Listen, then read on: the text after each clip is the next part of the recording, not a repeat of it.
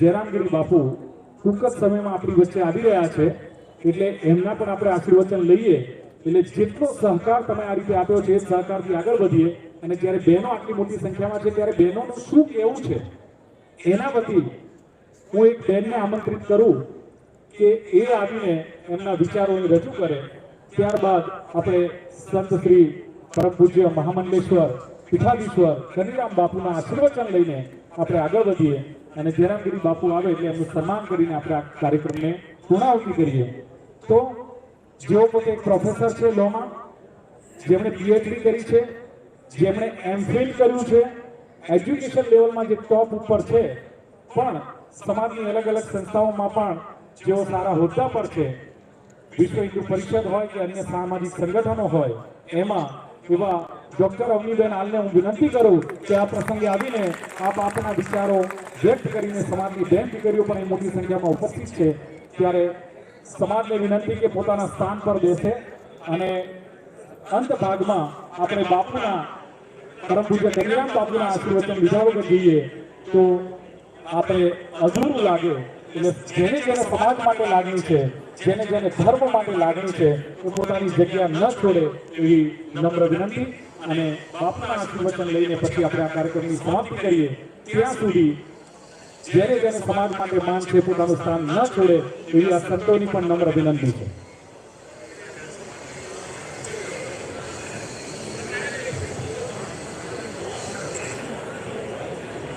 બોલો વડવાળા દેવની, વાડીનાથ ભગવાનની, મારી નાત વિહોતરને મારા હૃદયથી વંદન. આજના આ દિવસે પરમ પૂજ્ય મહામંડલેશ્વર શ્રી કનીરામ બાપુ તેમજ ઉપસ્થિત સર્વે સંતગણ અને જેમના વગર આ કાર્યક્રમ શક્ય નથી એવા આપ સૌ મારી નાત વિહોતર, મારા વડીલો, મારા ભાઈઓ અને મારી બહેનો, આજે જ્યારે આ બંધારણ પરિષદની રચના કરવામાં આવી છે અને જે મુદ્દાઓ રજૂ થયા છે, મેં બેઠા બેઠા ખૂબ વિચાર કર્યો કે એ મુદ્દાઓ એટલા બધા ગહન અને એટલા બધા ચિંતન કરનારા છે. ઘણા વર્ષોથી મેં ઘણીવાર આવા અવલોકન કર્યા છે. આજથી 5 વર્ષ પહેલા કચ્છ રબારી સમાજે મને આમંત્રણ આપેલું. ત્યાં પણ એક સોનાનો રિવાજ હતો, તેમજ એક સોના માટે એક દીકરો કુંવારો હતો. વિચાર કરજો, મારો જે દુધાળ સમાજ છે એવું કહેવાય છે કે રાઈ નામની અપ્સરાના પેટે પેદા થયેલો રબારી સમાજ કેટલો રૂપાળો, કેટલો શૌર્યવાળો, એ રબારી સમાજ આજે પાશ્ચાત્ય સંસ્કૃતિના રવાડે ચડી અને એ સમય આજે આપણો એવો આવ્યો છે કે આપણે બધા આર્થિક દેવાના ચક્કરમાં ડૂબી રહ્યા છીએ. મેં એવા રબારી સમાજના ઘરોમાં જોયું છે કે જે 10% વ્યાજે લાવીને પણ, રૂપિયા લાવીને પણ સમાજના પ્રસંગો કરતા હોય છે. કારણ કે સમાજમાં શું કહેશે લોકો શું કહેશે, આ એક દહેશત, એક બીક આપણો આ ભોળો સમાજ આજે ભોગવી રહ્યો છે. હું અભિનંદન આપું છું એ ટીમને કે જે ટીમે આજે આ વિચાર કર્યો છે, આ વિશે ચિંતન કર્યું છે, મનન કર્યું છે. યુવાનોની ટીમને હું હૃદયથી સલ્યુટ કરું છું કે એમણે એવા ગરીબ રબારી સમાજ માટે ચિંતા કરી છે. જીવનની વાત થઈએ, હું જન્મથી માંડીને મૃત્યુ સુધીની વાત કરીશ.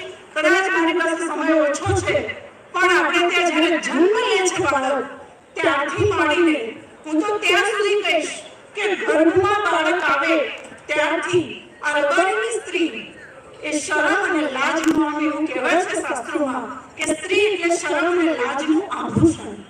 અને આપણે એટલા બધા પાશ્ચાત્ય સંસ્કૃતિના રવાડે ચડ્યા છીએ, લોક વસ્તીના રવાડે ચડ્યા છીએ કે આ રબારી સમાજ પણ 5 પ્રકારના બેબીના અલગ અલગ કાર્યક્રમો ઉજવતો થયો છે. એ ચાહે રબારી સમાજનો એક દીકરો ઘરમાં પશુપાલન કરીને પણ સામાન્ય કદાચ એની ઘરની પરિસ્થિતિ હોય, આર્થિક પરિસ્થિતિ હોય, તો પણ લોકોની દેખાદેખી વાતે ચડીને બેબીના જન્મથી મેં એવું સાંભળ્યું છે કે બેબી મૂનથી શરૂઆત થાય છે. તમે સૌ ભણેલા લોકો સમજતા હશો મારી વાતને કે બાળક જ્યારે ગર્ભમાં રહે એનો સોનોગ્રાફીનો રિપોર્ટ વિચાર કરજો તમે કે જે પ્રાઇવસીની વસ્તુ છે, અંગત વસ્તુ છે, ખાનગી વસ્તુ છે, જે પતિ પત્નીની વચ્ચેની વાત છે, એ વાતને જાહેર કરવામાં આવે છે. 1 મહિનાના બાળકના હાર્ટબીટ મોબાઈલના સ્ટેટસમાં ફરતા થાય છે. આપણે પહેલા એવું કહેતા ઘરેલુ ઋષિઓ કે જ્યારે બાળક પેટમાં હોય ને તો એ સ્ત્રીને વધારે બહાર ન જવાય, નજર લાગે, એને કોઈની નજર લાગે, બધું લાગે.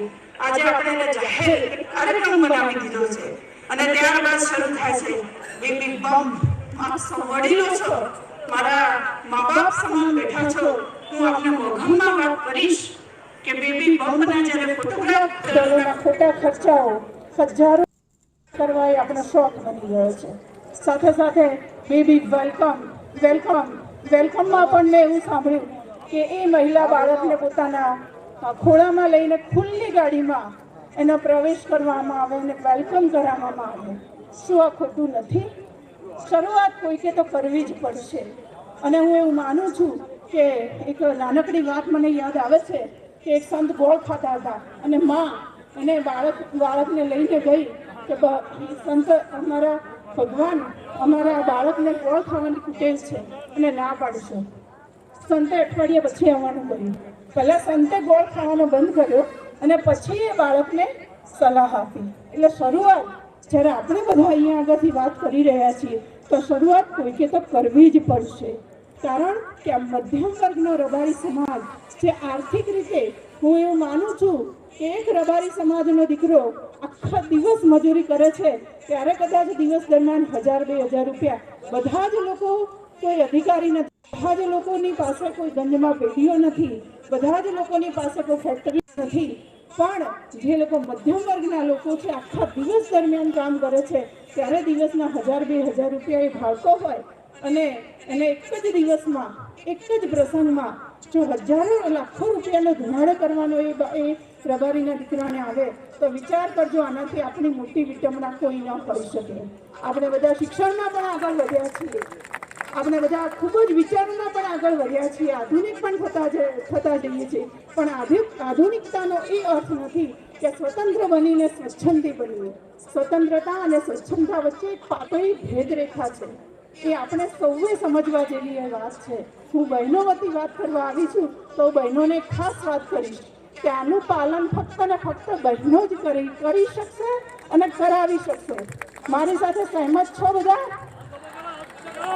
હું તમને એક સિમ્પલ ઉદાહરણ આપું કે ઘરમાં કોઈ રિવાજ કે કંઈ હોય તો એક વખત પેલો પુરુષ ભાઈ બેઠો હોય ને આમ મોટી છાતી કરીને બેઠો હોય, પણ કંઈક વ્યવહાર કરવાનો હોય તો એકવાર રસોડામાં જઈ આવશે. સાચી વાત ને? ખોટું હોય તો મને પાછું આપજો. એકવાર એ લમણો કરશે રસોડા બાજુ અને ખાનગીમાં જઈને પૂછી આવશે કે આપણે શું કરવાનું છે, તો વિચાર કરજો કે તમારું જે ફાઇનાન્સ મિનિસ્ટર, તમારો ગૃહ મિનિસ્ટર એટલે કે હોમ મિનિસ્ટર એના હાથમાં જ છે બધું, એના હાથમાં છે ને. તમારો બધો જ જે વહીવટ છે ને એ બહેનોના હાથમાં છે. એટલે હું તો બહેનોને, આ ભાઈઓનો વિષય નથી, 5 વર્ષ પહેલા મેં વાત કરી હતી પણ એ દર્દીના ઓશિકે 500-200 રૂપિયા આપણી જેવી ત્રેવડ આપણે મૂકી શકીએ, પણ ના, આપણે પહેરામણી લેવા પણ જઈએ છીએ ને ચા નાસ્તો કરવા પણ જઈએ છીએ. મેં તો એવું જોયું છે, હું પાટણની અંદર રહું છું, પાટણમાં નોકરી કરું છું, ઘણી જગ્યાએ ડૉક્ટરોએ એવા બોર્ડ મારી દીધા છે કે રબારી સમાજને દર્દીને પ્રવેશ મળશે નહીં અને મળે તો છેલ્લા માળે ઉપર, કારણ કે ટોળા આવે. એક તો દર્દી બીમાર હોય. હું માનું છું કે આપણે બધાની લાગણીઓ ખૂબ સારી છે, સમાજ લાગણીશીલ છે, હું માનું છું, ભોળો સમાજ છે, પણ જે જગ્યાએ જેટલા પ્રમાણમાં જવું જોઈએ એ વિવેક બુદ્ધિ આપણામાં આપણે હવે વિકસાવવી પડશે. ટેકનોલોજીનો યુગ છે, યુગ પરિવર્તનની દિશામાં આખો સમાજ, દેશ જઈ રહ્યો છે, તો આપણે પણ ચોક્કસ બદલાવવું પડશે. અને જ્યારે આપણે એ દર્દીને પણ આપણે કંઈક આપતા જઈએ છીએ તો એ દર્દીના પરિવારને આર્થિક રીતે ટેકો કરીએ છીએ. જે ખાવાની કે ચા પીવાની જે વાત છે જેને આપણે બંધારણમાં નકારી છે, ખૂબ આવકારદાયક બાબત છે, ત્રીજો મુદ્દો આવે છે સગાઈનો. મેં સગાઈના એવા જે ગિફ્ટ જે એટલે કે અને સજાવવા માટે જે ડેકોરેશન માટેની જે વસ્તુઓ છે એને મેં કચરા ટોપલીમાં પડેલી જોઈ છે. મારી નજરે કચરા ટોપલીમાં આખી ઢીંગલીની સાડી જે આપણે સાડી એને આપીએ છીએ જે દીકરીની સાથે વેવિશાળ નક્કી થાય, અને હું તો એમ કહું છું કે તાળામાં જે રૂપિયો આવે છે ને એ રૂપિયો ટકે. હોટલોમાં આવેલો રૂપિયો ટકતો નથી. હોટલમાં બેસીને આપવામાં આવેલો રૂપિયો ન ટકે. એ રૂપિયાનું સત્પણ ન ટકે. એ રૂપિયો તો તાળામાં પેલા કંસારના ભેગો જે રૂપિયો મૂકવામાં આવતો ને, જે આપણી પારંપરિક પદ્ધતિ હતી, પારંપરિક રિવાજ હતો, એને પાછો લાવો. એ માત્ર કંસાર અને એક બાટલાની અંદર એ આખો આપણો પ્રસંગ પરિપૂર્ણ થઈ જતો. અને ત્યારબાદ આપણે સગાઈમાં પણ વેવલા વેડા, એ વેવલા વેડાની વાત થઈ હમણાં, બધી જ વાત ચર્ચાઓ થઈ ગઈ છે કે એની અંદર પણ રિંગ સેરેમની આવું ક્યાંથી આવ્યું ભાઈ? વડીલોની સામે જે વડીલો આપણી સમક્ષ જેમની લાજ કાઢવાની છે, ઘેર જઈને પુત્રવધુએ એ પુત્રવધુ ખુલ્લા મોઢે બધાની વચ્ચે વડીલોની હાજરીમાં રિંગ સેરેમનીનો ઉત્સવ થાય. વિચાર કરો, એ લાજ મર્યાદા સ્ત્રીની ક્યાં ગઈ? હું ખૂબ કડવું બોલું છું પણ સત્ય બોલું છું. કદાચ કોઈને લાગતું વળગતું હોય તો મને માફ કરજો. તમારી દીકરી છું, મને હૃદયથી માફ કરજો. અને ખોટું લાગે તો ઘેર જઈને 2 રોટલી વધારે ખાજો. પણ એ દીકરી પછી સાસરે જઈને માથું ઓઢે અથવા તો લાજ કાઢે તો આ કેટલું નોટંકી ગણાય, નાટક ગણાય. કારણ કે ત્યાં તો એને હેરસ્ટાઈલ બતાવવા માટે અને રિંગ સેરેમનીના ફોટા બતાવવા માટે એણે બધાની વચ્ચે હોટલમાં એકબીજાને અંગૂઠી પહેરાવી હોય. ત્યારબાદ આવે છે પ્રી વેડિંગ. મારે ખૂબ જલ્દી બતાવવું પડશે, આમ તો એક મુદ્દા હું લે, પણ સમય મર્યાદાના અભાવે હું ચોક્કસ વાત કરીશ કે પ્રી વેડિંગ, સગાઈની વાત પૂર્ણ થાય એટલે પ્રી વેડિંગ. આ પ્રી વેડિંગ આપણું કલ્ચર નથી, આપણી સંસ્કૃતિ નથી. આ સંસ્કૃતિને આપણે થોપી બેસાડી છે. આપણે બીજા લોક વસ્તીને જોઈને રબારી સમાજનો દીકરો કે દીકરી લગ્ન પહેલા એવા કપડાઓની અંદર એ પોતાનું આખું પ્રી વેડિંગ શૂટ કરાવે છે. વિચાર કરજો તમે. અને એના વિડીયોઝ પાછા લગ્ન સમયે મોટા સ્ક્રીન ઉપર ચાલુ હોય, જેમાં વડીલ આપણા માતા પિતા બધા હાજર હોય, આવા સંતો મહંતો ઉપસ્થિત હોય, અને એ ફિલ્મી સ્ટાઇલમાં અર્ધનગ્ન અવસ્થામાં આપણા એ વિડીયો શૂટ જ્યારે આ રીતે દેખાતા હોય તો આપણા માટે, આપણા સમાજ માટે કલંકરૂપ ઘટના ગણી શકાય.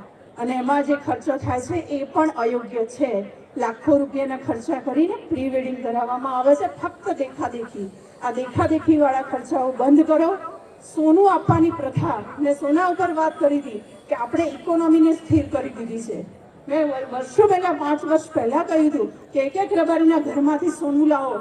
કેટલા તોલા સોનું તમે એકત્ર કરો છો? વિચાર કરજો. એ સોનું તમે સ્થિર કરી દીધું છે. એ સોનામાંથી જો તમે પ્લોટ અથવા તો તમે એસઆઈપીમાં રોકાણ કર્યું હોય તો એનો કેટલા ગણો તમને એ રબારી સમાજના એટલે કે મધ્યમ વર્ગના વ્યક્તિને, એ જે સામાન્ય બિચારો આખો દિવસ મજૂરી કરીને શહેરી વિસ્તારમાં આપ સૌ રહો છો, આપ સૌ જાણો છો કે એક રબારી આખો દિવસ અને આખા પરિવારનું પૂરું કરવા માટે કેટલું બધું કામ કરતો હોય છે, એ આપણે એક જ સેકન્ડોની અંદર આવા દેખાદેખી અને ખોટા ખર્ચામાં પૂર્ણ કરી દઈએ છીએ. અને સોનાઓનો પણ આપણે ખોટો ઉપયોગ કરીએ છીએ, એ પણ આપણી બંધ તિજોરીમાં પડી રહે છે. એટલે આજે જ્યારે મને વાત કરવા બોલાવી છે ત્યારે ઘણા બધા મુદ્દાઓ હતા, કદાચ સમયના અભાવે હું નહીં કહી શકું. અને મોબાઈલમાં સ્ટેટસ રાખવાની વાત છે, હું બહેનોને કહીશ કે યુટ્યુબ પર વિડીયો બનાવવા અને આપણે હલકાઈ કરવી એ આપણી બહેનોની નિશાની નથી. રાઈ નામની અપ્સરાના પેટે એટલે કે રાઈ નામની અપ્સરાના પેટે અને દેવી પુત્રો જે દેવ હતા, દેવનો પુત્ર સાંભળ રબારી દેવ હતો, એના પેટે જન્મેલા આ રબારી સમાજની દેવ તુલ્ય દીકરીઓ અંગ પ્રદર્શન કરે, રીલ બનાવે, એ માટે હું ખૂબ જ દુઃખી થાઉં છું. આ સમાજ પણ દુઃખી થાય છે, આ સંતો મહંતો પણ દુઃખી થાય છે. મારી દીકરીઓને નમ્ર વિનંતી, હૃદયથી વિનંતી કે અર્ધનગ્ન રીલ બનાવવાનું મૂકી દેજો. એઆઈ ટેકનોલોજી આવી છે, તમારા ફોટોને, તમારા ચહેરાને કેવી રીતે ક્રિટિસાઇઝ કરીને એ લોકો ક્યાં ફરતા કરી દેશે. એ ભાઈ અને બાપની આબરૂ જાળવજો. મારી દરેક દીકરીને નમ્ર વિનંતી છે, એ સમાજની આબરૂને જાળવજો. તમારા હાથ